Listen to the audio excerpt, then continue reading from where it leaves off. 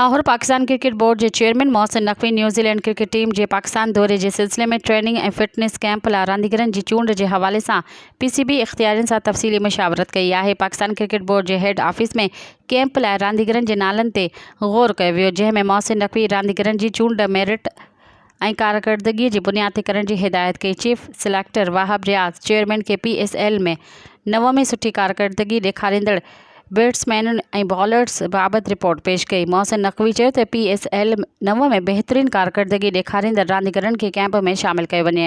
Camp लाइ रांदीगरनि की चूंड में मुंहिंजी सिफ़ारिश के क़बूल न कयो वञे। हुन चयो त मेरिट और कारकर्दगी की बुनियाद ते चूंडियल रांदीगर सुठा नतीजा ॾियण की सलाहियत रखनि था। मज़ीद ख़बरनि ऐं तफ़सीलात लाइ विज़िट कयो असांजी वेबसाइट www.awamiNewsHD.com ऐं ॾिसंदा रहो अवामी न्यूज़ HD।